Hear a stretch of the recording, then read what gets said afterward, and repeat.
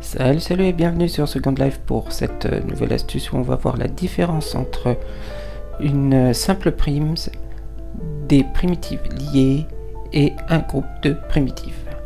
Alors pour commencer, je vais cliquer droit sur le cube rouge que vous voyez au fond, sélectionner éditer et faire apparaître cette fenêtre d'édition dans laquelle je peux lire objet sélectionné 1, primes 1. Il s'agit en effet du cube de base, donc d'une simple primitive que je peux prendre en cliquant droit dessus et en sélectionnant prendre pour le faire apparaître dans mon inventaire. Si je regarde dans mon inventaire, je vois une icône qui ressemble à un cube et le nom de la primitive à côté, ici rouge. Si je sélectionne la première primitive verte, je remarque que les deux primitives sont sélectionnées en même temps.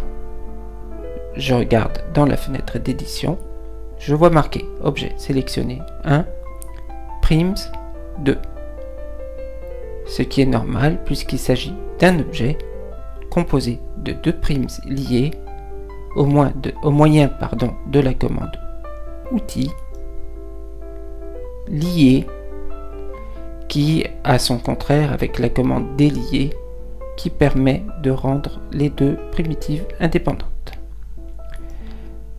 Je peux prendre ces deux primitives en cliquant droit dessus et en sélectionnant prendre pour les faire apparaître dans mon inventaire. Si je regarde dans mon inventaire, je vois à ce moment-là, de la même façon que pour l'objet rouge, un objet qui s'appellera vert ici et qui est représenté par une icône qui ressemble à un cube. Maintenant, si je sélectionne un des deux cubes bleus, je vois que les deux cubes ne sont pas sélectionnés. Je sélectionne le deuxième cube bleu, je vois la même chose. Il s'agit en effet de deux primes indépendantes. Je regarde dans la fenêtre d'édition, je vois marqué objet sélectionné 1, primes 1, de la même façon pour chacun des cubes. Si je veux les sélectionner tous les deux, je clique sur le premier, j'appuie sur la touche majuscule et je clique sur le second. À ce moment-là, je vois dans la fenêtre d'édition objet sélectionné 2, primes 2.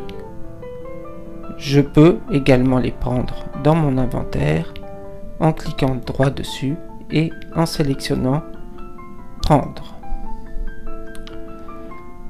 À ce moment-là, quand je regarde dans mon inventaire, je ne vois plus un icône qui ressemble à un cube, mais plutôt un icône qui ressemble à un Rubik's Cube un peu endommagé, et l'objet porte le nom de la dernière primitive sélectionnée, ici bleu 2. Voilà les détails concernant la différence entre une primitive simple, des primitives liées et un groupe de primitives. Écoutez, bonne construction et amusez-vous bien sur Second Life et à bientôt pour un nouveau tuto. Salut!